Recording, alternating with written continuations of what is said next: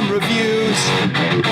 Disney feature-length films, short cartoons. We bought VHS tapes, every title we could. Disney is our business, and business is good.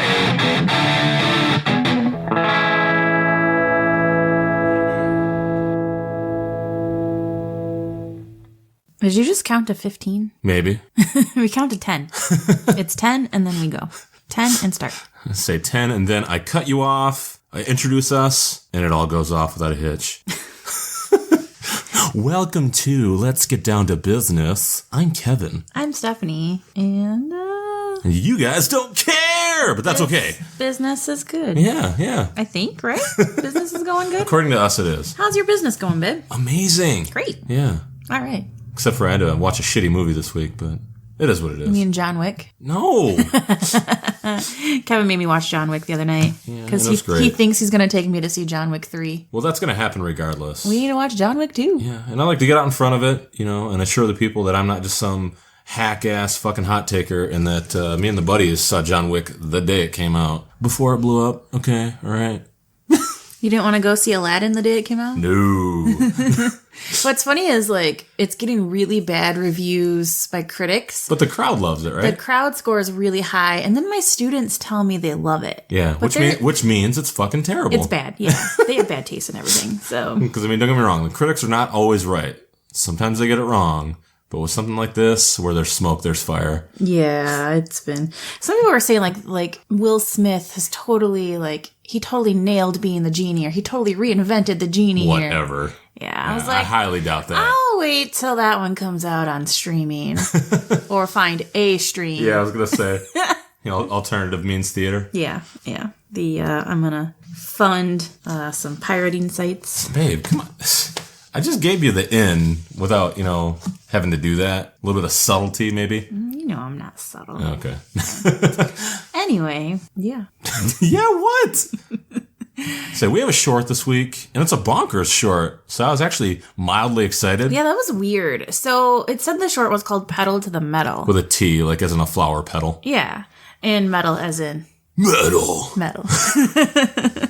And I couldn't find it, so I had to kind of go back to the list that I referenced. I think it was removed from the master list that I used on Wikipedia. Really? Yeah, because I was trying to find it and I couldn't. Okay.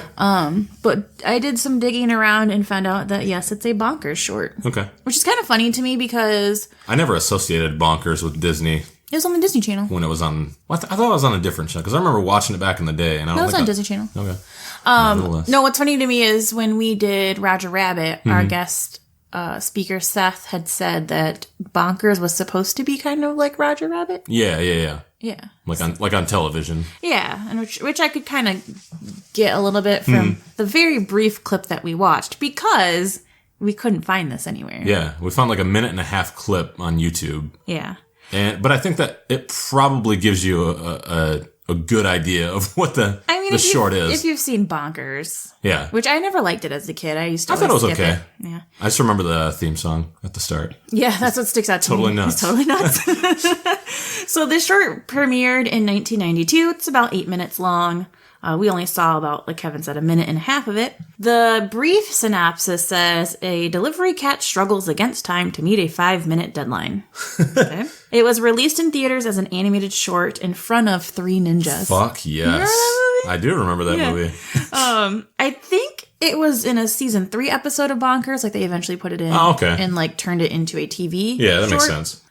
The full synopsis says, in delivering a bouquet of flowers across town to a stunning starlet named Fawn Deer, a delirious delivery cat named Bonkers D. Bobcat. He's a bobcat? Yeah. Is that why he sounds like Bobcat Goldthwait? Who? Never mind. Anyway, Bonkers D. Bobcat turns a relatively easy assignment into a catalog of catastrophes, racing against the clock to meet his 5-minute delivery deadline.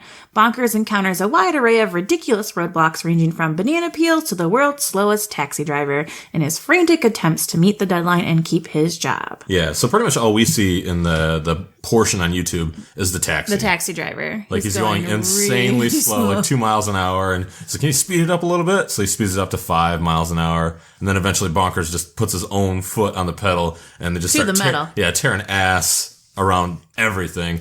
And like I said, from the little that I saw, I think that I probably would have liked it because there's a ton of slapstick. It's very fast paced. And it had that Roger Rabbit it had that short feel to it. Yeah. Yep. So yeah, that's all we can tell you. If you ever manage to find either the episode or the actual 8-minute clip, I would recommend it from what I saw. I wonder if you could buy like DVDs of it, like how you could get Animaniacs and Probably. stuff. Yeah. I don't care. Because, enough to- in the year 2019, we buy DVDs. But I mean, we fucking buy VHSs. we buy VHS tapes, which is a great segue into The Little Mermaid. Why? The VHS tape. Oh, well, what about it? But first, let's just pause for a moment. Okay. Have a little clip from our sister podcast. Sibling podcast. Sibling podcast. See, look, this is how I get it done. Gender neutral. Good job, babe. Whatever. From a sibling podcast, and we'll be right back.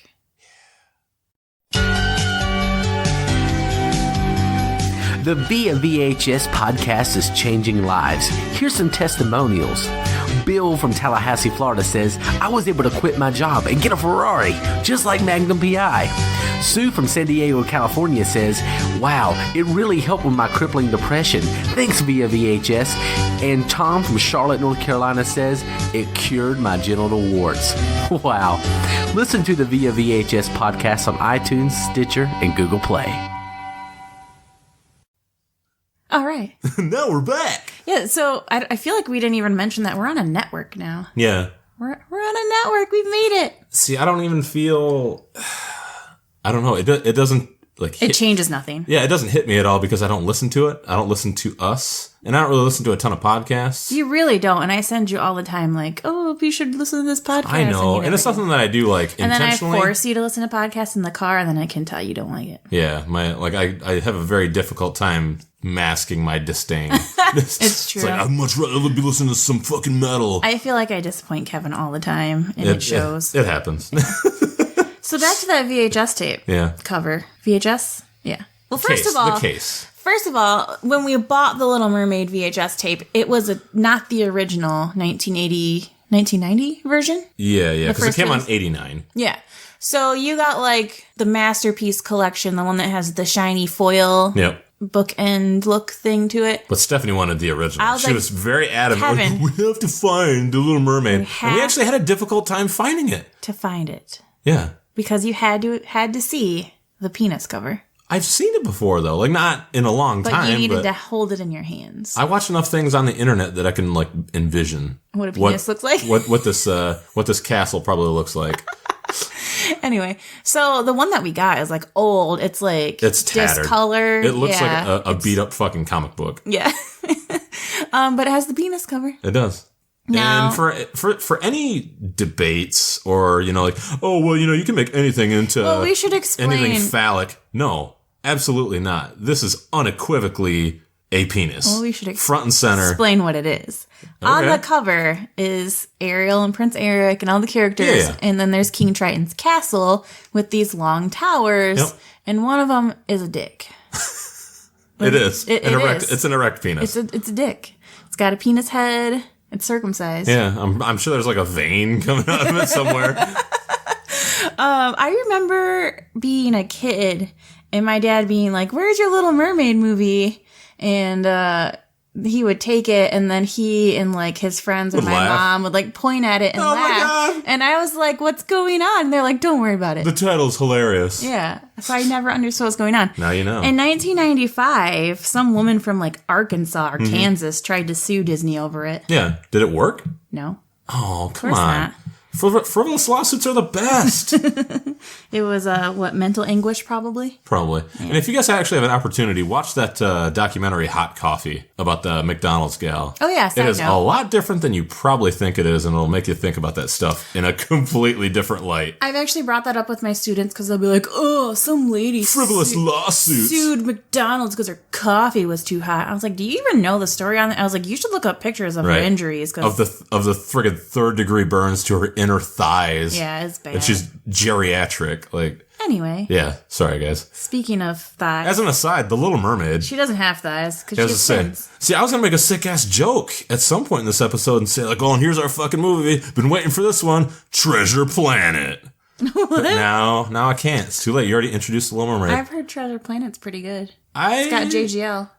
Who's that? I don't know. Okay. He's a nobody. Yeah, right? Wasn't he supposed to play Robin at some point? He did. Yeah, but he wasn't. They didn't call him Robin. It was fucking Dick Grayson, though. He wasn't Robin. Babe, Robin. come on.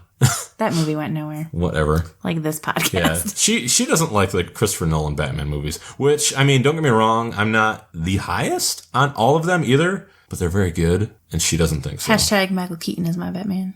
That's not even a hot take. Like, that's just true. Michael Keaton is No, mine. Michael Keaton is if you were mine. to say, like, George Clooney is my Batman, I'd be like, you know what? He's actually a badass Bruce Wayne. Robert Pattinson. He is going to be great. You think so? I think he's going to be great. Robert Pattinson? Yeah. Like all the people hand wringing and pissing and moaning. Like if you were talking Robert Pattinson from like right following the Twilight movies or in the midst of those, I might get it. But now, like enough time has passed, the dude is a legitimate, excellent actor, and he's actually got some cachet to him aside from, you know, the money that he made back in the day. Like, I could totally see it. Yeah. I mean, the biggest thing depends on, like, don't have David Goyer write the fucking script, number one, and who you get to direct it, and, like, vision-wise. And obviously, you know, Warner Bros. Is going to find a way to fuck it up, because I'm massively biased against them. But I'm totally cool with Robert Pattinson as Batman. I will give it an opportunity. Kevin. What? Stop avoiding talking about The Little Mermaid. Why? Nobody likes this movie. Like... So let's paint the scene. 1989. I'm a man. I'm almost 40. An animated... You really are. I know, right? An animated musical romantic fantasy. Ooh. With a young lady.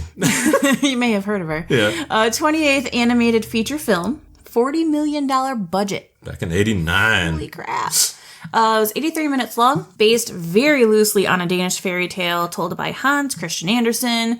And it had been in the works since Snow White. What? Yeah. For fucking 40 or 50 years? From what I have read, I think Walt wanted to do some sort of Hans Christian Andersen biopic type thing. But it just kept getting shelved. And then in the early 80s, Alan Menken and Howard Ashman pitched this to John Katzenberg at like Jeffrey Katzenberg? Yes, thank you. At like a Gong style, like... Really? Like movie pitch meeting. Yeah. And... So I love it! Yeah. No, he didn't. Because they Of course he didn't. Because they wanted to make Splash 2 at the time, because Splash had just come out. Seriously? And he was like, I don't want 2 mermaid movies. Yeah. God, shut the fuck up, dude. Yeah.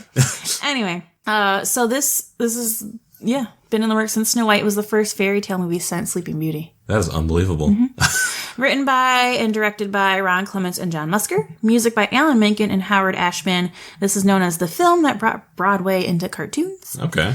Ariel is animated by Glenn Keane. Who nobody likes. My Lord and Savior. Yeah, Stephanie's not a doing fan. the sign of the cross right Lame. now. Voice talents of Buddy Hackett, who I had no idea who he was. Kevin did. Pat Carroll is Ursula. Okay. And I asked you if you knew who the voice of Prince Eric was, like if it sounded familiar. And now that I see the name Christopher Daniel Barnes, I have no fucking clue. Yeah, so he was the voice of the Spider-Man cartoon in the 90s, 1994. I think I did know that. Yeah. Okay. Yeah. And then he played one of the Brady Bunch kids in the Brady Bunch movie. Okay. Yeah. No shit. Yeah. So I was like, once I figured it out, I was trying to close my eyes and picture Peter Parker. Yeah. Yeah. I just thought it was funny.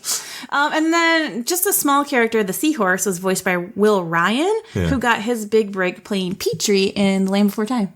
Okay. Yeah. Jesus Christ. Okay. Okay. Okay.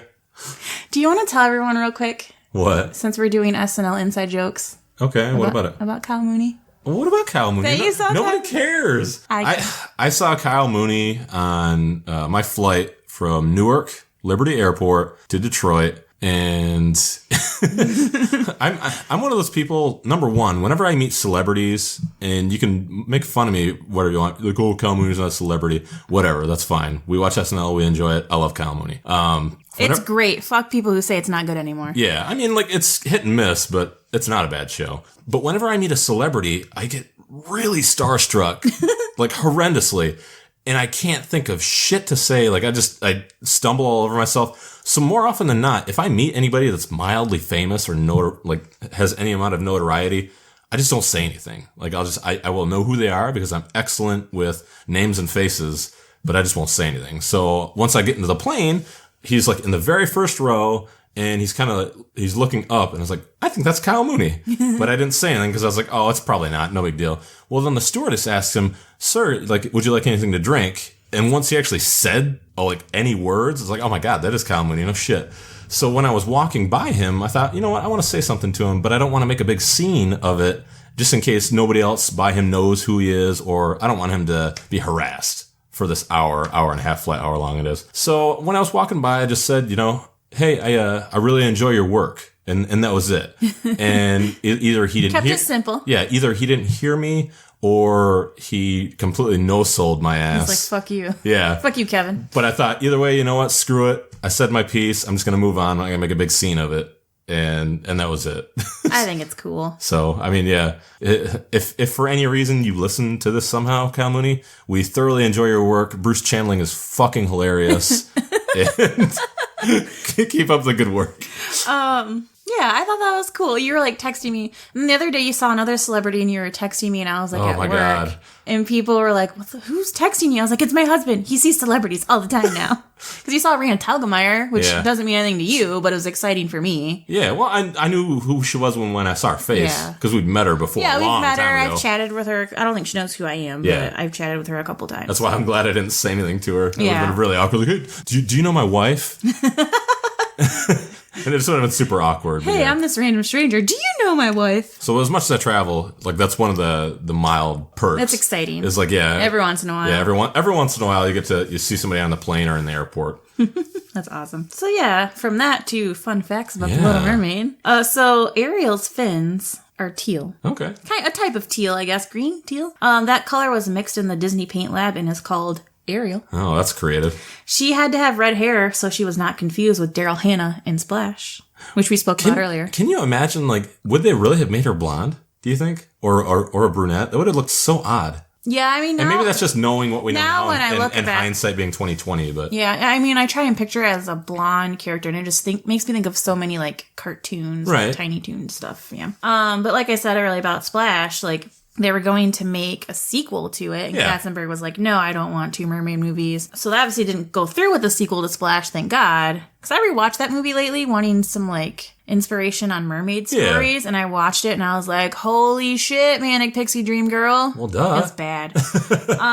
But yeah, so the next day, anyway, Katzenberg came back and greenlit the idea, and it went through a lot of different transformations before it became this. Yeah. They decided to make it into more of a Broadway musical, which was a great idea because obviously it was a big hit. Sebastian, who has some songs in this movie, was supposed to be British and named Clarence. And that would have probably sucked. Yeah. But they went with more of a calypso style of music, so then they're like, let's make him a Rastafarian Jamaican crab. Yep. And then Samuel E. Wright tried out for him, and Samuel Wright couldn't do the Jamaican accent, so he did a Trinidadian, is that right? I think so. Accent? Yeah. The accent of a person from Trinidad. So he's actually doing a Trinidadian accent and not Jamaican. Huh. Okay. Yeah. The style of Ariel's hair underwater, they got the idea from Sally Ride, who was an astronaut in space. Yeah. What that her hair looked like. Yeah. And zero gravity. Disney used a company called Pacific Rim. Boo. A Chinese... He's booing the movie. not the Chinese animation studio. Right. They used that animation studio to draw the millions of bubbles by hands. Jesus, so they outsourced that. If you pay close attention, Ursula has 6 tentacles. Yeah. And Patrick Stewart was offered the part of King Triton. But again, Star Trek. Some things are more important. They just really want Patrick Stewart for something. Why wouldn't you? He's fucking awesome. I know. And lastly, this was the last Disney animated movie to use clear cell-painted animation. Pixar invented the CAP system, and that would take over with Rescuers Down Under, which is coming up soon. Yeah, but not next. But they did use a little CAPS animation in the end scene with the wedding and the rainbow. Okay. Spoiler alert. Come on. All right, you ready? Let's fucking do it. Let's get down to business. Let me tell you the parts, because you were asleep in the beginning. Shut up. Why you gotta bust me out like that? Because you're supposed to watch it for fucking movies, babe. I'm trying, but when it's bad... Try harder. I stayed awake for John Wick, and I was fucking tired. But John Wick is great. But I was tired, and I was kind of high. If Ariel was really tired. If Ariel was blowing dudes' heads off, I would... I thought you were going to say blowing dudes. No, I would also be in for that, but... Kevin's into women with scales. Not as underage as the scale is, but yeah. Anyway, put the tape in. Yeah. And there's no ads, no previews. That's fucking awesome. It just goes straight to the movie. It was so refreshing. You don't have any shitty programs, no horrible live action movies with Jeff Daniels. The music starts up, and I believe this is the formula for all these Disney movies coming forward, where there's like an opening song where it sets the scene, like the location. And we get Fathoms Below, and we have Prince Eric's ship, and you have his butler Grimsby, who is puking over the edge with his green face. And the sailors are telling Eric about like, oh, the weather's good and the sea is wonderful, so King Triton must be in a good mood. And he's like, who's King Triton?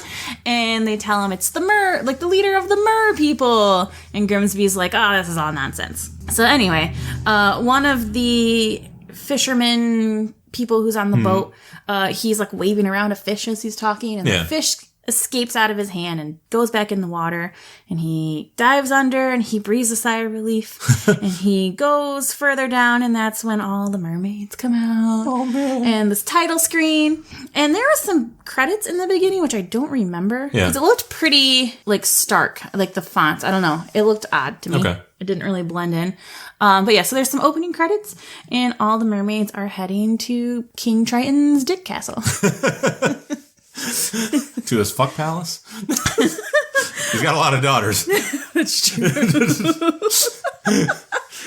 Yeah, so we go into the palace, and by the way, when all those mermaids are swimming, it's just, I just love it so much. Why? She's gonna cry like right now, you guys. I did cry watching this movie. I remember being, I swear to God, I had to have been like 2 years old. Yeah. And I remember... Yeah, if it was 1989, 2 or 3. If they took me when it came out. Yeah. Because they had a 2-year-old in a movie. What the fuck's wrong with your parents? Right? My mom gave me Coca-Cola in a baby bottle. What the fuck's wrong with her? Coca-Cola? No, I remember being in a theater, and I can picture the screen, and I'm pretty sure it's the theater on the island. And I asked my mom, and she was like, oh my God, yeah, we did take you. Yeah. She's like, how do you remember that? And I was like, I don't know. It's like burned into my brain. Yeah. So this movie means everything to me so much. Anyway, they go into the palace, and they're going in because there is a concert that's going to happen. And King Triton comes in, and he like waves his, what's it called? His trident. Trident? Yeah. I was going to say his Triton, and I was like, no, that's his name. And in the crowd, if you look close enough and pause it at the right moment, Donald and Goofy and Mickey are in the crowd. And they're not dead? No. Okay. And then we meet Horatio, Thelonious, Crustaceous, Sebastian, and the seahorse. And Sebastian says, come on, a lot. Yeah. Like, C''MON. Yeah.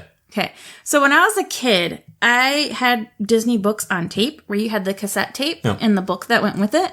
And so I would taught myself how to read with that. And in this Little Mermaid version, whenever Sebastian would speak, the sentence would start with like C''MON. And as a kid, I thought it was Simon. Simon.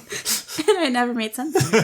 Anyway, so he puts on the concert with Ariel's sisters. There's like 6 of them, I think. I think 5, but you're probably right. I'll take you as the I don't remember authority on this. Nobody cares about the sisters. Yeah, he's the conductor. Yeah. And basically this is going to be like the presenting of Ariel. Like they're presenting their brand new, well, not brand new, but their sister, and she's going to sing, and she has this amazing voice, and Sebastian made this concert for her, and as the seashell opens to reveal Ariel, she's not there. And King Triton yells, and Sebastian's like, oh, fuck. Then we cut to a shipwreck under sea, not Prince Eric's. What? No. Okay. I know. But there's a shipwreck underneath the sea, and we meet Ariel, and we meet Flounder, who's a guppy. He's a little scared cat. Ariel somehow fits into the portholes of the ship. Yeah, she's very skinny. Yeah, I think this is where my body dysmorphia comes from. Her body is based on Alyssa Milano, which in 1989... She was like 16. Yeah. That's right. Yeah. Just leave that there. Anyway, she's swimming around, and what she's looking for are treasures from the ship, from human people, because she's obsessed with humans. Flounder is scared that there might be a shark. And his fears are validated. Yeah, because there is a big shark. It makes me think of the shark from Nemo. A little bit, Bruce. Yeah. I never knew my father. So they're like poking around the ship, and then the shark attacks them, and they're swimming around the boat, I guess, until eventually they get out of the boat, and he chases them, and then he gets stuck in like an anchor. Yeah. Like the loop at the top of the anchor. Yep. And they swim away. with their treasures, and then they go meet Scuttle. Because Scuttle is a seagull who can tell them what all of these treasures are. And the first thing that he has, or that he tells her, is that the fork is a dingle hopper, which humans use to brush their hair, obviously. And I was like, how the fuck does she not know what a fork is? How do they eat? What do they eat? Probably just some seaweed. Don't they have utensils? Just come on. Snag it with their hands. Yeah. I mean, like, eat a lot of sushi, probably. I don't know. That's just disgusting. I know. The fish people. It's cannibalism. And then he says she found like a pipe, like a smoking pipe, is a snarfblat, which is used to play music. And when he says music, she's like, oh shit, the concert, and I have to go. And so she goes, and then she's with her dad, and he's yelling at her. And Flounder tries to stick up for her by being like, there's a shark and it chased us. And then this seagull that was like, blah, blah, blah. And he was like, seagull? Well, that means you're up at the surface. And then he yells at Ariel and stop going to the surface. Stay away from humans. Yeah. And Ariel's like, I'm not a child. I'm 16 years old. And I once read, like recently, that's like, man, you know you've grown up when Ariel says that, and you're like, yes, you are, young daughter. Go to your room. Yeah. 16. She's not a child. Anyway, so she's all mad and she huffs off, and we have Sebastian, who is like, teenagers, blah, blah, blah. Like, if she were my daughter, I would, discipline her. And King Triton is like, oh, maybe you should follow her and, supervise her all the time. And Sebastian's like, fuck. That's healthy. Yeah. So then he follows her, and she is sneaking off to a grotto where all her human treasures are. And you're so asleep at this point, no, I wasn't. Which sucks because I wanted to sing this song to you. Oh. Well, I'm sure you have many times already. I sang it beautifully. Yeah, I'm sure. So she sings Part of Your World, where she talks about wanting to be part of the human world. Like, what's a fire and why does it burn? I don't know. I don't know. How do you walk with feet? I don't know. This song was almost cut out of the movie because Jeffrey Katzenberg is a douchebag. What a fucking idiot. This is like one of like... It's iconic. Yeah.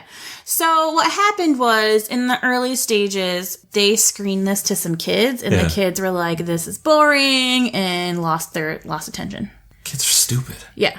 And Glenn Keane and the other people were like, no, we need to have this scene in the movie. Like, think about Somewhere Over the Rainbow. Yeah. Like, that's a slow song, but it's an iconic song. So they kept at it, and like later, like towards the end of production, screened it again for kids. And once it was like in color and jazzed up. Once they got a couple of kids that weren't complete morons.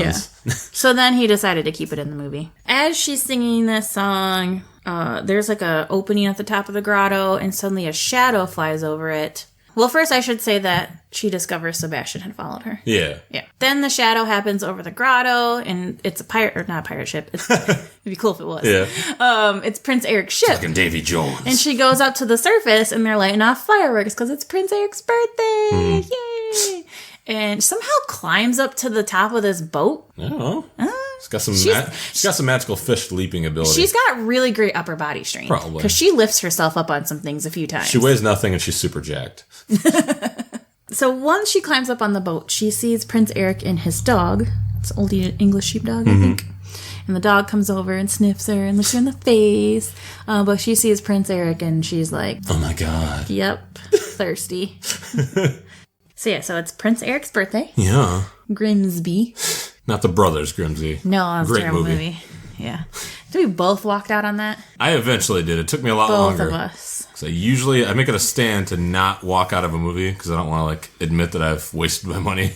I think I was apparently I'm not a big believer in sunk costs, but I was like 20 minutes in and I was like, bye babe, I'm going to Barnes & Noble. Yeah. And I thought, oh well, maybe it's just toilet humor, and I usually love that, but it was just so fucking stupid. Yeah.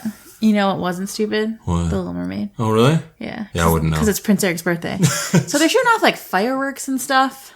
Like it's like the whole shebang. Yeah. And Grimsby gives him this gift, which he was hoping would be a wedding gift, but apparently no girl is good enough for Eric. Oh. And that's a bummer. Yeah, it's this giant statue, like this rock statue of Prince Eric looking all like heroic pose with a sword. And he's like, gee, thanks. Like, exactly what I wanted. And so they're like talking, and Prince Eric is like, like, I'm sorry, like, to disappoint you. I didn't like the last girl that you guys sent me. And basically saying that if he meets a girl, it needs to, like, hit him like lightning. Yeah. Like love is going to hit him like lightning. Cue lightning and thunder. Lightning and the thunder. Stony. And so yeah, apparently a hurricane's coming because they're like, hurricanes are blowing. I was like, do hurricanes just pop up like that I have when no you're idea. out on the sea? Probably. Yeah, that's weird. Yeah, I should ask my dad. I trust the good people at Disney to give me accurate meteorological Accuracy. Yeah. Did you know that Pocahontas was a woman, a grown, fully grown woman? Really? Wow. So accurate. So yeah, so the storm rolls through and it like blows Scuttle away and Ariel's like holding on to a rope and then it blows her away off the ship and she lands in the water and then lightning strikes the boat on fire, which I didn't know was a thing. And It's fucking wood. lightning striking a boat. There's metal on it. It happens, babe. I'm sorry, okay? Whatever. These sick-ass cannons. Anyway, suspension of disbelief.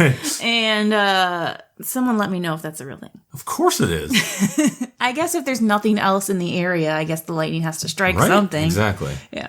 So the boat's on fire and they all get away on like the little boats that you use. The rowboats. Lifeboats? Lifeboats. The things, Titanic. Yeah, the things that saved your life. And Prince Eric realizes that his dog is still on the boat, so he goes up there to save him, and he, like, throws the dog overboard, and then, like, I think where the powder from, like, the fireworks or whatever explodes, and the ship explodes, and Ariel, like, dies underwater and, like, grabs Prince Eric and saves him. Yeah. Because it cuts to, like, the next day, where it's daylight now, and she's on the beach just, like, stroking his face. And she sings to him. And he's a fucking corpse. So this is a very creepy scene. Yeah. As he starts You are the one. Oh. as he starts to wake up, he sees like, cause like the sun is shining behind her. So she's like glowing. Yeah. And then she has this beautiful voice, but then the dog barks cause the dog finds him and Grimsby comes up. So she quickly jumps back in the water and they walk away. And he was like, I heard a beautiful voice. This girl saved me. And yeah. Now he's in love with her, but he doesn't know who she is. Yeah. There's this iconic scene where she like sings the reprise to Part of Your World and she like lifts herself up on a rock and the water splashes behind her. And I know all you listeners that you reenacted this just as much as I did when you were at a swimming pool. No, you didn't. Or the ocean. Why would you do that? Because You guys ain't got no seashells. was like 4 years old. My mom made me a seashell costume. She like sewed me this whole Little Mermaid costume. It was great. Back when my mom did mom things. So now they're in love. And Ariel's like singing around her sisters. And they're like, oh, daddy, Ariel's in love. So then Sebastian gets called in and he's like, Sebastian, you know something. And he was like, no. Sometime within all this, we get the song Under the Sea. Yeah. Yeah. With Jamaican crab music. I don't know. Yeah. I think he's trying Trinidad crab, he's trying to tell Ariel, like, it's better down here. Right. Like, the seaweed's always greener in somebody else's lake. Right. You dream about going up there. But that's a big mistake. Okay. Thank you. Just look at the world around you. Yeah. Go to hell. It's wetter. What does he say? I don't know. I lean on you in all matters, fucking Little Mermaid. Something about it's better down where it's wetter. Yeah. Take it from me. Yeah. Were you sleeping still? I'm pretty sure I caught that. Yeah. I think. The like Newt is the Duke of Soul. Yeah. I don't think I did see There's that, all actually. these like cool. Oh my god, babe, you're missing all the iconic songs. Good. Ugh. Glad. Oh. Anyway, so at this point, Flounder like comes along and he like whispers something to Ariel, Yeah. so she disappears as Sebastian is performing the song, and then I think Sebastian gets called to King Triton. And King Triton is like asking him all these questions. Meanwhile, in the grotto, Flounder has somehow procured, I almost said Eric Trump, Prince Eric's statue into her grotto. Okay. Stuff is lighter under the water. He must have had like some dolphins or something. Yeah, help him. he's very strong. Yeah.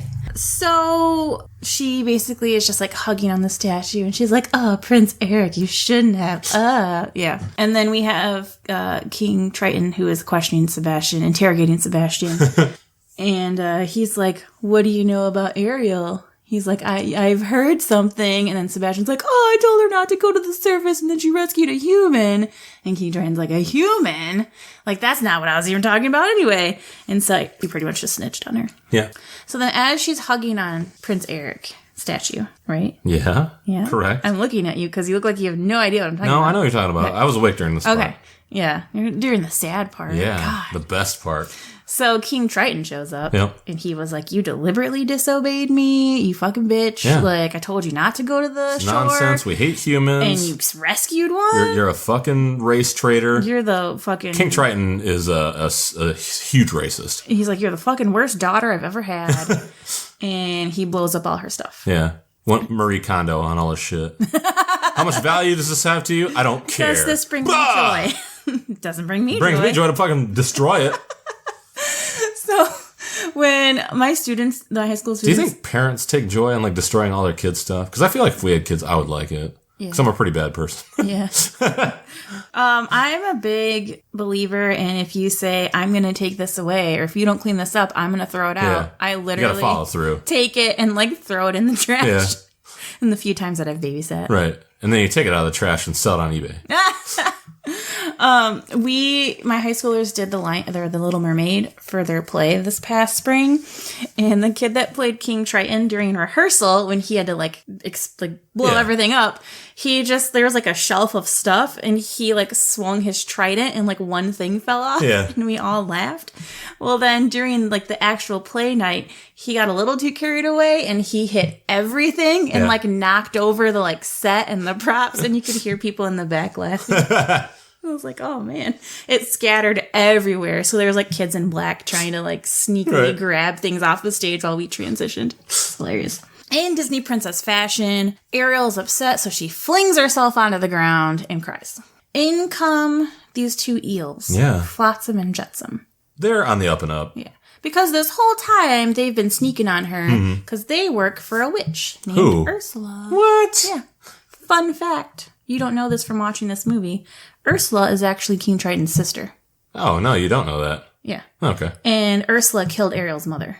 Legit? Yeah. I don't know if it's comes up in the sequels or if it's just known that that's what it is. Yeah. Because I was like, well, wait, how is she like an octopus then? And I think my kids were explaining to me like, oh, well, it's because she's cursed. Like she was banished. Really? Yeah.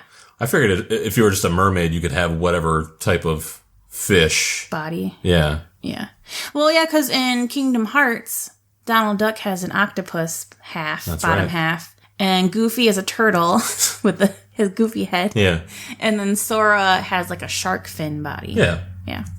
Makes sense. Mm-hmm. Totally. It's logical. But yeah, so the Sea Witch has been keeping tabs on Ariel, and now she's sending Flotsam and Jetsam. They're like, you poor girl. Oh, you just want to be with your true love, and Daddy won't let you. But Ursula could fix this problem for you. And Ariel's like, the Sea Witch? Pff, no, like, no. Yeah. No. And they're like, okay, suits yourself. And then they kind of kick a piece of the statue towards her. That's Eric's face. Yeah. And then she changes her mind. So she's leaving the grotto with Flotsam and Jetsam. Jetsam? Yeah. It's a band. And and Sebastian and Flounder are following her. And Sebastian's like, you can't go to the Sea Witch. And she was like, why don't you tell my father? You're good at that. Oh! Yeah. So, burn. Anyway. He's underwater, so he doesn't feel it. Yeah. So she ends up going to Ursula's castle, or is it a castle? Would you call it a castle?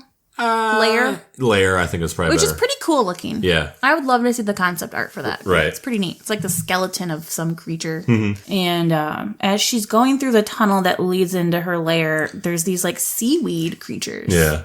Yeah. Looking very like destitute and very depressing. They have They're faces. just kind of waving back and forth. Yeah, it's really kind of scary for a kid's Yeah, movie. I think so. And we meet Ursula, who's like, come in, child.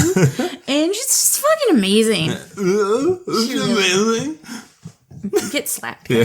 Get fucking wrecked. No, she's amazing. She's just really like over the top and dramatic. Yeah. For lack of a better term, animated. Animated. Yeah, like she's based on Divine yes. from what's his face? Waters movie? John Waters? John Waters. Yeah. Yeah. I was trying to do a John Waters impression like at the start of the episode, but you started in too quickly and I couldn't do it. And honestly, I probably can't do a very good John Waters impression anyway. I don't but think you could. Whoa. Whatever. Yeah. Anyway, Ursula's fucking amazing. And she has this whole song about poor unfortunate souls, which has a metal cover, which is not good. That is your opinion. It was not good. It is. And then they remade it like a pop song because there's The Descendants, which is the show where it's like the kids of Disney villains. Yeah. And so like there's like a pop version song that the girl sings. Yep. It's really bad.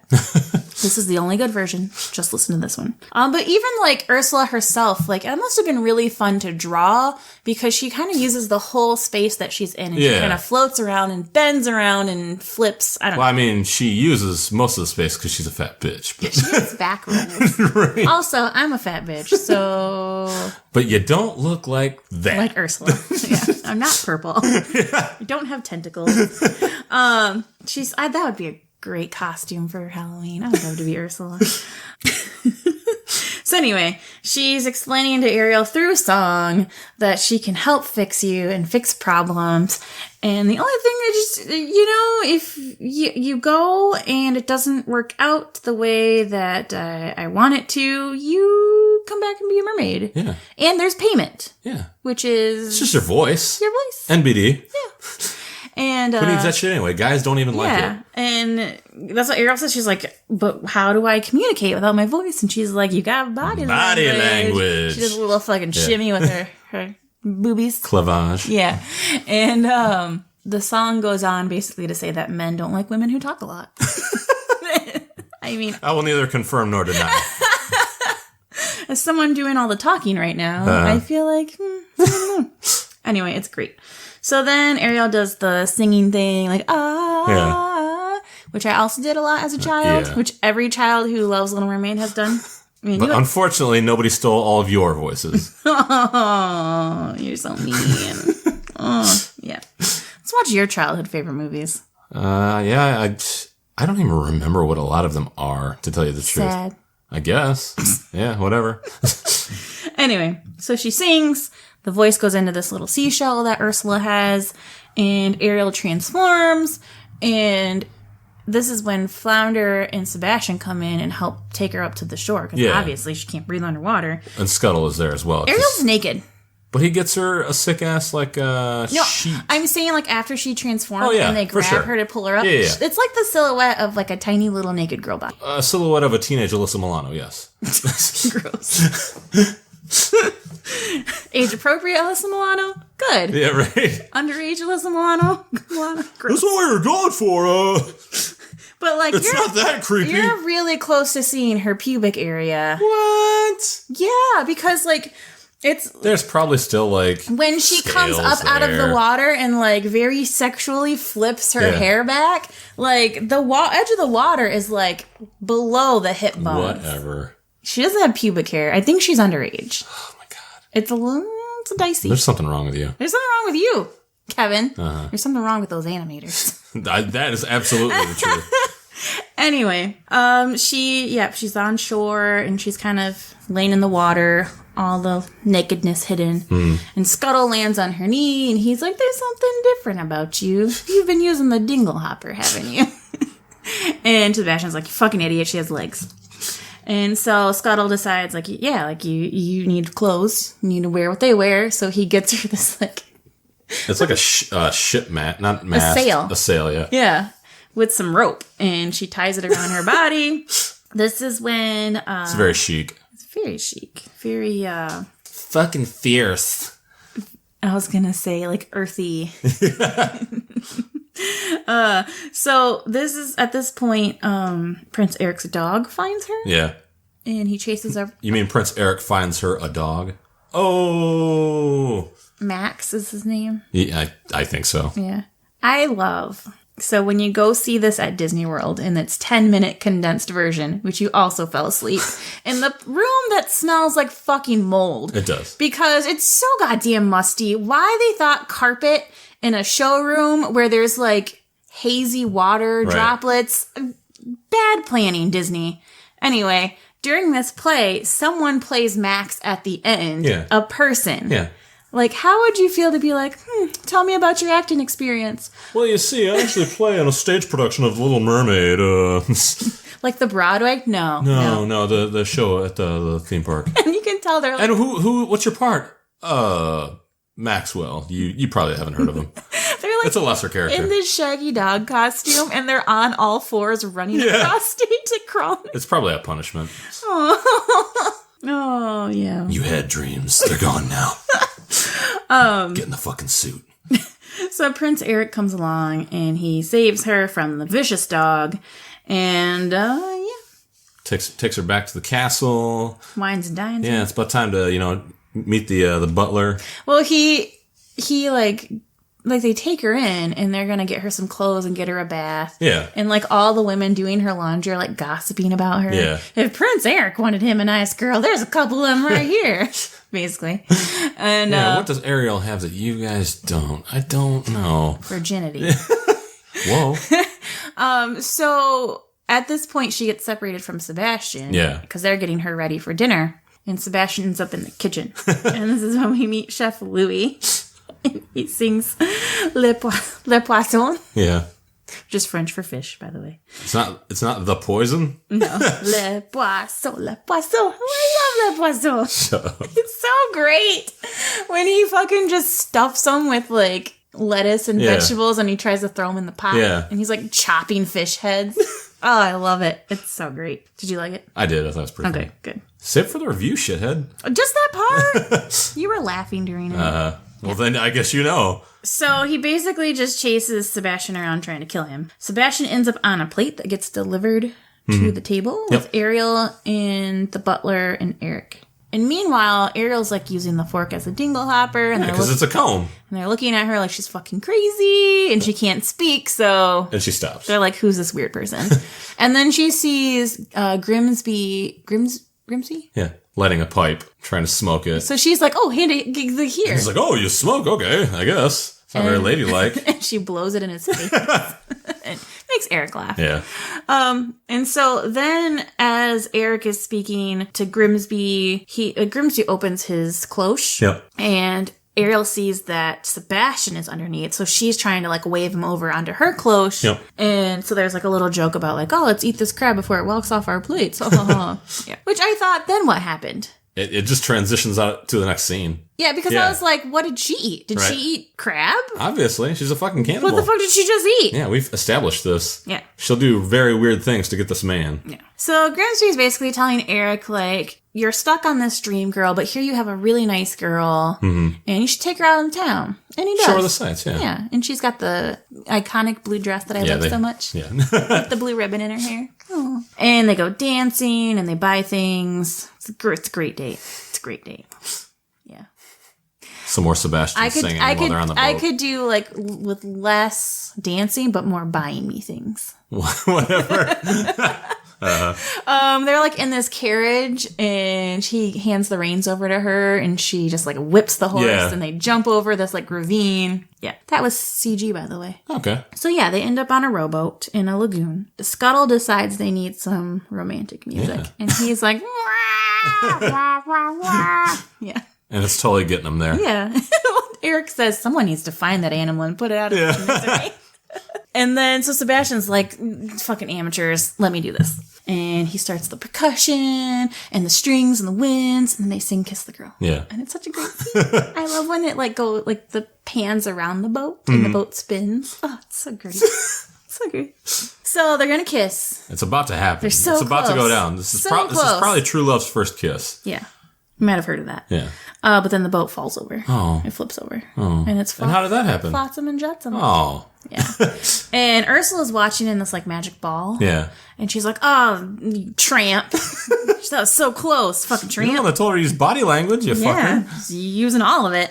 So she decides she has to take this into her own hands. And she does a little spell. Time to put a sick-ass seashell necklace on. And so she ends up on the shore as Vanessa. Vanessa's pretty cool. Hot take. She's a nice girl. Hot take. What? Vanessa's better looking than Oh, Ariel. absolutely. Yeah. Absolutely. Yeah.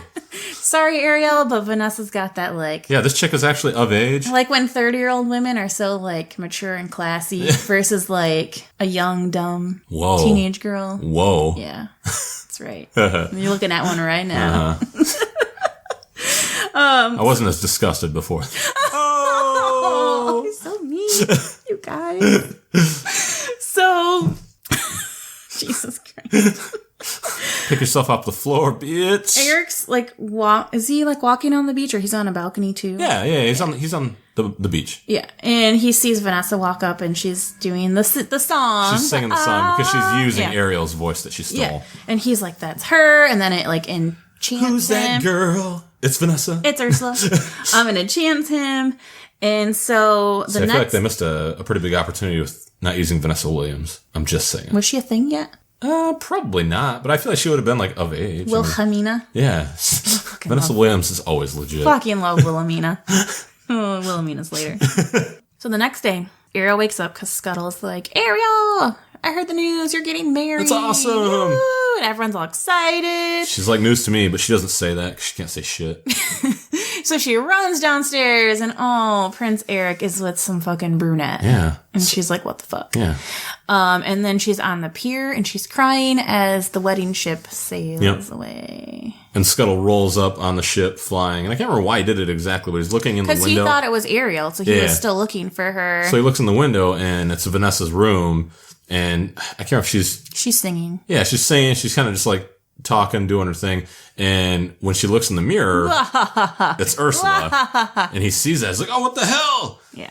So then he goes back to tell them that it's the sea witch. And so Ariel jumps in the water. Yeah. Like she's going to fucking swim all the way to that boat. Well, but Sebastian helps her out and gets her a barrel. Yeah, a floating barrel. And then he ties a noose around Flounder. Yeah. And Flounder hangs himself. And then that's the end of Flounder. Yeah, bummer. And Flounder carries her out there. And Sebastian goes to get King Triton, and he tells Scuttle to stall. So Scuttle goes to the lagoon and gets all the animals. And then on the ship, Vanessa and Eric are trying to get married. And then there's that clergyman with the boner. I didn't see that.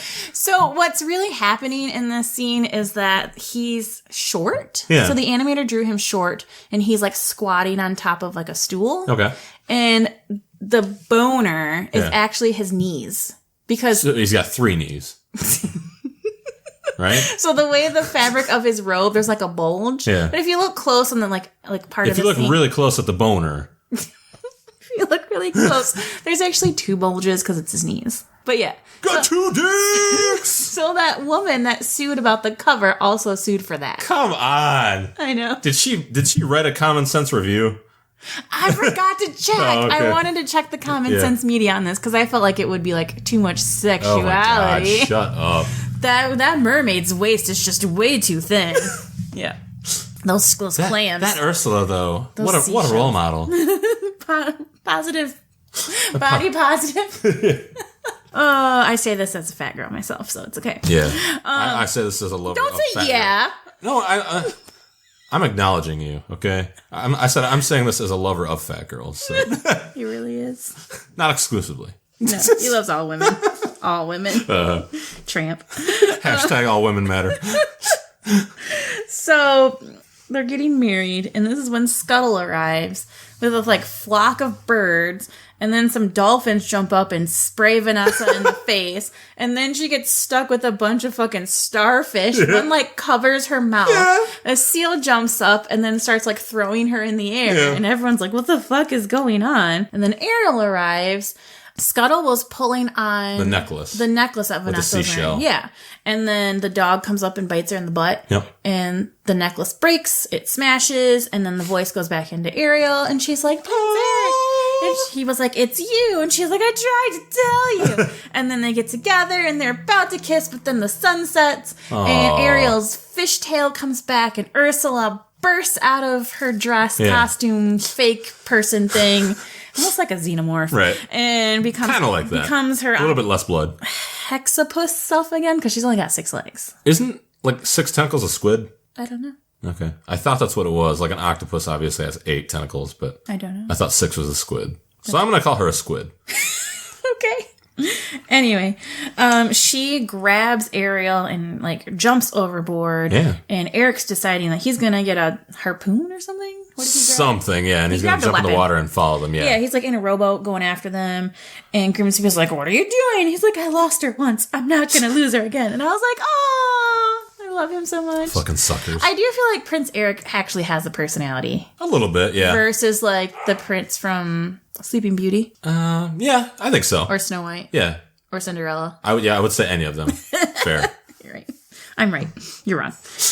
So she has taken Ariel back underwater. And she gets confronted by King Triton. Mm-hmm. And he's like, "Give me back my daughter!" That's exactly what he sounds It's like. pretty much exactly what it sounds like. And she's like, "Well, she signed a contract." So then he tries to blow up the contract, but he can't because This motherfucker doesn't respect the law. It's I gotta illegal. say, I'm losing points it's here. a legal binding contract. I mean, she followed the rules. Capitalism. So she says, "But I am a woman willing to make a bargain for something better." So she basically has Triton trade himself for Ariel. Yep. So then King Triton, well, I should say during this, there's like this swirly light going around Ariel and Yeah. it's starting to like age her Yeah. or like turn her into this wrinkly piece of seaweed. It's doing the same thing that it did to the other ones. Yeah. The poor unfortunate And souls. she looks horrifying. She looks great. I told you, It's like that scene from Beetlejuice. I told you it's like before math, after math. But yeah, so once King Triton Makes the deal. makes the deal, then the light goes to him and swirls around him and turns him into a little seaweed. He with turns into the cutest little seaweed with a Little little mustache. a little handy ball. This gigantic eyes. It's He looks hilarious. so sad. Yeah. So then Ursula puts the crown on and she grabs the trident Haters gonna hate. and then she gets shot in the arm by Prince Eric, who had the harpoon gun. Yep. So she sends Flotsam and Jetsam after him and he swims up and she tries to go after him, but Ariel grabs her hair and this becomes like a WWE women's fight. Fucking Whatever. pile drivers. Puts her in a sleeper hole.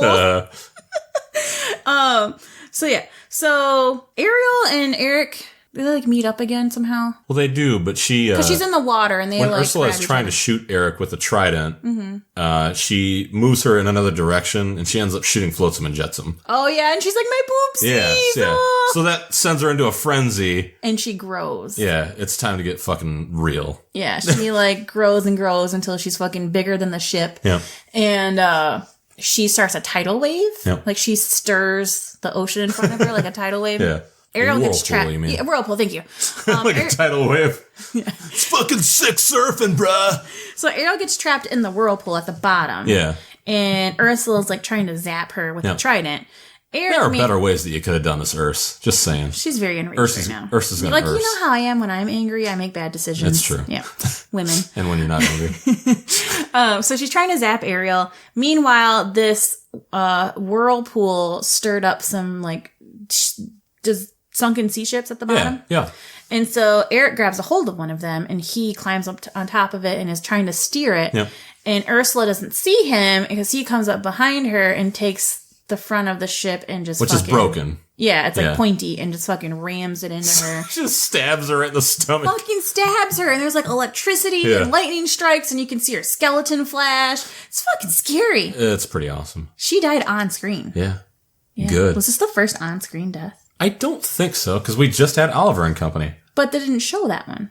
Yes, they did. He was in a fucking car and it exploded. True. Man, Disney got dark. Yeah, Sykes. Yeah, it happens. Yeah. Psych. Yeah, Robin Loja. that was super scary. Yeah. There's some really great color schemes going on too, because like everything turns this kind of like greenish blue color. It's all so scary. so scary. So next day, Prince Eric had washed up on shore again. Yep. Jesus Christ, Prince Eric. And Ariel is just kind of sitting on a rock watching him from afar. And we have Triton, Jesus Christ, King Triton. We have King Triton with his trident. Say that 3 times fast. and Sebastian. Oh, because when Ursula got stabbed, all the seaweed turned back into merpeople. Yeah. Their souls got returned. Yeah. So we have King Triton and Sebastian behind Ariel, staring at Prince Eric. And he's like, "Oh, this poor girl. Oh, she just really loves him, doesn't she?" And he's like, oh, I'm gonna miss her so much. And then he like sets his trident down on the water and it glows and it touches. the yellow water touches Ariel. And she glows. And now she smells like piss. It's magical. And she glows, Kevin. And she has this sparkly blue dress. It's very pretty. Yeah. And she like comes up from out of the water in a sort of like suggestive. No, I was gonna say like there's like isn't like a horror movie or something where they just kind of like stand out of the water. I mean, yeah, it seems like something out of a Jason movie.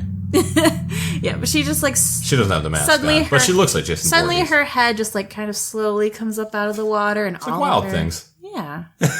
Where's the other mermaid at? What are we doing here, guys? And she walks towards Prince Eric, who has now come to, and then he like picks her up and twirls her. And this is all I ever wanted as a young girl. All you ever needed? Yeah. I just wanted a romance and a boy to just lift me off my feet. And you know what, babe? I hope you find that someday. Me too. So they get married on the boat. Yep. Which I was like, motherfucker, don't you ever forget. I'm on a boat. I was like, man, use the same boat we did with Vanessa. Ugh. Gross. You would say that. Ariel's a bit better person than you are, so. And all the mer people are there waving them off. And then King Triton. Jesus Christ. They shouldn't put his name so close to the word trident. He floats up on like a wave that he creates to the ship. And she's like, I love you, Daddy. And he's like, I love you. And then I cry every time because I have a weird daddy-daughter emotional thing. And I would like to say that King Triton, for whatever reason, I don't know. Cut. Yeah, I was going to say, number one, he's cut. But also, like, he is super tan for some reason. He looks like fucking Hulk Hogan. Fuck yeah. And luckily for him, like, their relationship is much healthier than Hulk Hogan's and his daughter's. Ooh, yeah. Ooh. Donald Trump would think she's hot. Absolutely. So I was crying. If she wasn't my daughter, I'll tell you, I wouldn't make her have legs. That's a legit quote from King Triton. Beautiful. Beautiful. A 10. On the underwater equivalent of Howard Stern. Anyway. So yeah, that's a Little Mermaid, guys. I cry every time. I cry every time when I see Hulk Hogan as well. And then he shoots the rainbow over the boat. Yeah. And then it ends. Yeah, that's it. Yeah. I feel like that took us a long time to get all the way through that. It did. Shut the fuck up. Shut up, Kevin. All right, so the reception. In the initial theatrical release, it made $84.4 million at the North American box office, earning 64% more than Oliver and Company. Goddamn. Yeah, it was at the time the highest grossing animated film from its initial run, and total worldwide with all releases, so its initial release and then the re-releases, $211.3 million. And the VHS home release was only 6 months after the theatrical run, which is unprecedented. Yeah, they normally would wait like several years and they would like have it in the vault or whatever. Yeah. But this time they decided to release it. Well, when they did that, along with the box office and merchandise sales, it contributed to the movie generating a total revenue of $1 billion. Because the VHS release was so successful, they decided no longer to wait several years after after the movie to release the VHS tape. Yeah, it won 2 Academy Awards for Best Score and Best Song for Under the Sea. 4 Golden Globe nominations, including Best Picture, Comedy or Musical, and won the awards for Best Song and Best Score as well. Yeah. And then the soundtrack earned 2 awards at the 33rd Grammy Awards in 1991. The Grammy Award was for Best Album for Children and also the Best Song written specifically for a motion picture or television. All of those were for Under the Sea. Yeah, obviously. As far as the critics go, Roger Ebert, film critic for the Chicago Sun-Times, may he rest in peace, was enthusiastic about the film and wrote that, quote-unquote, The Little Mermaid is a jolly and inventive animated fantasy, a movie that's so creative and so much fun, it deserves comparison with the best Disney work of the past. And Ebert had said, he was commented positively about the character of Ariel, stating that Ariel is a fully realized female character who thinks and acts independently, even rebelliously, instead of hanging around passively while the fates decide her destiny. Hal Hinson of the Washington Post wrote a mixed review of the film, referring to it as a likably unspectacular adaptation of the Hans Christian Andersen classic. He went on to write that the film is average even at its highest points. He wrote that while there's nothing wrong with the film, it would be difficult for children to identify with Ariel, and that the character seemed bland. He concluded in his review saying that the film is, quote, accomplished but uninspiring. The Little Mermaid has enough to please any kid. All that's missing is the magic. God damn hell. TV Guide wrote a positive review praising the film's return to the traditional Disney musical as well as the film's animation. Yet they also wrote that the film is detracted from by the juvenile humor and the human character's eyes. While still giving a positive review, they stated that the film, quote-unquote, can't compare to the real Disney classics, which appealed equally to both kids and adults. I'm flipping. Yeah. So many middle fingers. Yeah. Variety praised the film for its cast of characters, Ursula in particular, as well as its animation, stating that the animation, quote, proves lush and fluid, augmented by the use of shadows and light as elements like fire, sun, and water illuminate the characters. They also praised the musical collaboration between Howard Ashman and Alan Menken, saying their songs frequently begin slowly but build in cleverness and intensity. And all of those reviews, just to give credit, I got from Wikipedia. Yes. Mm-hmm. You're first, Kevin! Oh, shit. Okay. So, Little Mermaid. Even though I fell asleep during the movie, I just wanted to say to everyone that was not for any... That you're sorry? No, I'm not going to apologize to you people. I don't owe you anything. I hate you probably. But nevertheless... You hate me. The Little Mermaid... It wasn't because of any quality issues or any pacing issues. I just fell asleep because I had probably eaten too much. You had ice cream. Yeah, that tends to happen. We went to puppy class. I'm a middle-aged fucking piece of shit, and these things happen to me Blood now. sugar. Nevertheless, having said that, this movie is excellent. For the reasons that Stephanie illustrated already. I just want to point out that I was looking away, and then you said excellent, and I just whipped my head around to look at you. That's right, you piece of shit. Takery. I'm gonna steal that thunder. No, it's like you said before. Even though Eric, it doesn't really feel like they get a ton of time to flesh the characters out for whatever reason. Mm-hmm. It seems to move very quickly. Ariel and Eric both shine in a way that a lot of the other princess pairings didn't. The chemistry is actually there. It's pretty fully realized. I completely disagree with Hal Henson. I thought the characters were excellent. The humor, while sophomoric, I didn't think it was any worse than a lot of the other humor that we'd seen in previous movies. Well, the animation was still phenomenal. Like I said, the characters overall were great. The Eels, Sebastian. I liked Scuttle a lot. The butler was great. Louis, the chef, was hilarious. and that's not even talking about Ursula at all, who honestly, no hyperbole or hot takery at all, is probably one of the best Disney villains ever. I loved that she had a different look to her, especially if they were going for a divine look or something like that. It's not something you usually see, especially in a kids movie. Like the colors, the songs were phenomenal. Like awesome. I think the only negative I would probably have is just the same negative that I have with most of these movies, and then it's very anticlimactic. Like you get the final battle, and she just dies. I thought that was like that. It was a good final battle. It wasn't bad. Like I said, it wasn't as bad as some of the other ones, but it just still felt too quick. And I think part of that is just because they spend so much more of the runtime, building it up like they should, mm-hmm. and using it for songs and things like that. But yeah, other than that, that's a very, very minor gripe. This is an excellent movie. Excellent movie. Oh, it makes me so happy. Aww. So you were saying something about the humor being juvenile. What are they talking about? Are they talking about the slapstick elements of humor? I believe so. Okay, because there's no verbal jokes. So I feel like once you get to well, even the kitchen scene. He's chasing him around, trying to fucking stuff him and kill him. But I still think it's funny because then you get later Disney movies where it's there's like in Lilo and Stitch we watched recently. But that's later. Yeah, but there's a poop joke. Yeah, absolutely. So it's But that's 10 years later. Yeah, but that's what I'm saying. When you talk about juvenile humor, I think that.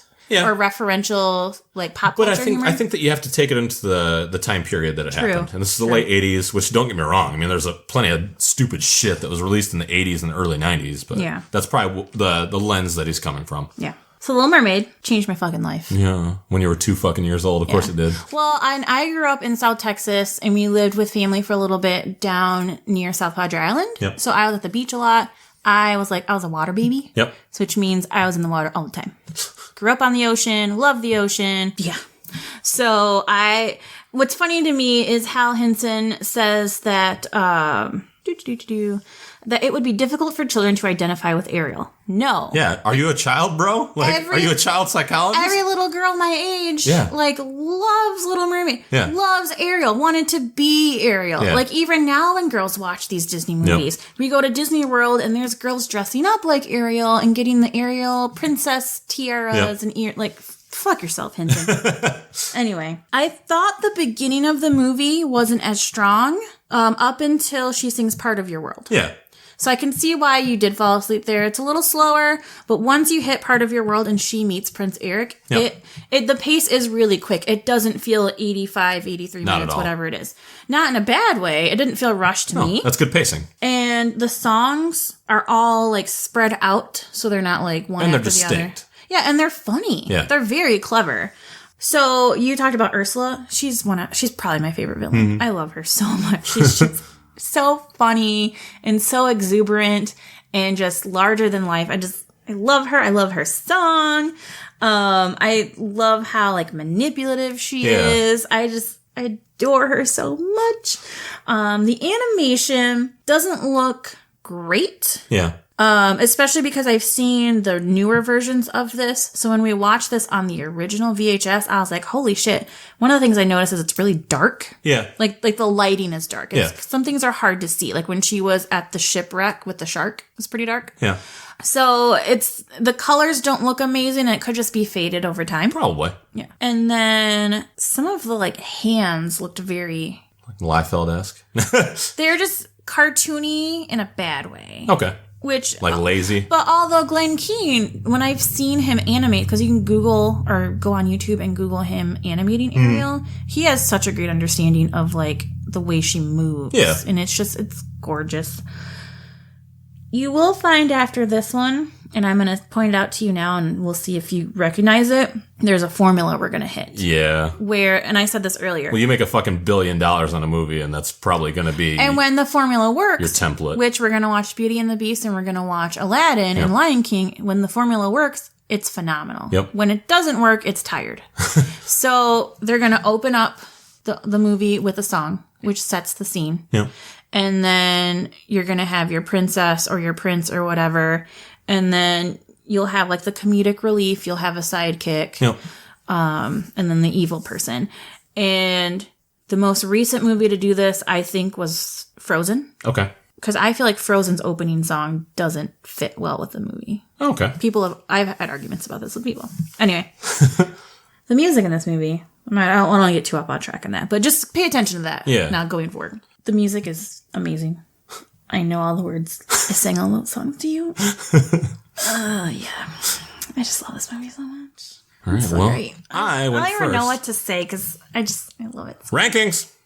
Stephanie. Oh, it's number one. Yeah, I feel like this is pretty easy It's for you, but number you're one. going first. Yeah. Because I was thinking about it because I thought, like, the first 20 minutes or so, I was like, ooh, I don't know if this is going to be as good as I remember Right. it. And then when the music started and it really got going, I was like, this movie's fucking great. Right. It's funny. The songs are catchy. The characters I love. And yeah, Ariel's like, like when she says, like, I'm not a child. I'm 16. Right. Like, I remember being a kid and being like, yeah, Dad, why are you so mean? Like, I think it really resonates with being young and in love. Oh, for sure. So I just love it so much. And I love Lady and the Tramp, but the music in this is way better. Right. It's so much better. The musical, like the Broadway music style of this is just so good. It's so good. I want to watch it again. Let's watch it again. We're not watching Let's it watch again. it on my Blu-ray version. No, we're not doing that. We're going to watch it again. Screw Keanu. What is it? Keanu Reeves? Well, what is it? John Wick? Yeah, screw John Wick 2. Go ahead. We'll just skip it. Let's just watch Little Mermaid on Blu-ray. I feel like there aren't going to be a lot of people being shot in the head in Little Mermaid. So Well, Ursula gets stabbed. that's not good enough. John Wick stabs people too. And he also breaks their neck on fucking countertops and any number of things. Anyway, Where do you rank this? Say my ranking is also pretty easy. It's not going to be number 1, but of no fault of its own. I'm going to put it at number 3. It's going to be like behind Dumbo just by a hair, and that is only because of my preference for the mother-son relationship rather than the father-daughter relationship. It resonates more with me. I really, really love Dumbo and Pinocchio. So number 3 is not a slight on The Little Mermaid. I think it's number 3 with a bullet. I think it's much better even than Roger Rabbit or Mary Poppins. So like this is a big divide between these top 3 movies. This makes me so happy. Why? That you liked it. It's a good movie. It's a really, really good movie. I thought you were going to be like, oh, it's a princess movie. No, I mean... Which I can step away from myself and step back and appreciate something, even if it's not necessarily for me. Jeffrey Katzenberg was like, ugh, this is going to be a girls' movie. It's not going to do well. And then once it started to like be towards the finish line, he watched it. And I can't exclaim enough, like, fuck you, dude. Well, once he watched like the finished product, he was like, oh my God, this is going to make $100 million. Yes. It made $80 million, but still. And then it made a fucking $1 billion. Yeah, exactly. Yeah. Also, I don't think you put in there as well that they re-released it in theaters. Oh yeah, in the late '90s to shit on Fantasia. No, not Fantasia. Oh, Anastasia. There you go. Yeah, because it was a Fox princess movie. Yeah, exactly. And they were like, "Oh, you're going to release a princess movie? We're going to release Little Mermaid again." And it still made another like $25 million opening weekend or some shit like that. So, my God, babe, staying power. My God, I had Little Mermaid everything growing up. Oh, I love it so much. So that's The Little Mermaid, y'all. Thanks for sticking it out. I'm sure you guys were waiting for something big. Yeah. And you're gonna get something big next week. Oh when yeah. We have DuckTales, the movie. Ooh! And our short is gonna be Silly Symphonies. No. The Farmyard Symphony. Not another one. It's probably gonna be super fucking legit. Yeah, I'm sure it'll be great. Yeah. You guys, add us on Twitter at DTB Disney. We are also part of the Analog Network. Yeah. With via VHS and the Super Mario Pod and Backtrekking. Yeah, there's a lot of good ones on there. A lot of vintage stuff if you're into that kind of thing. So yeah, check us out. And come back and you'll realize Disney is our business. And business is good. Go to hell. Let's go watch it again. Bye.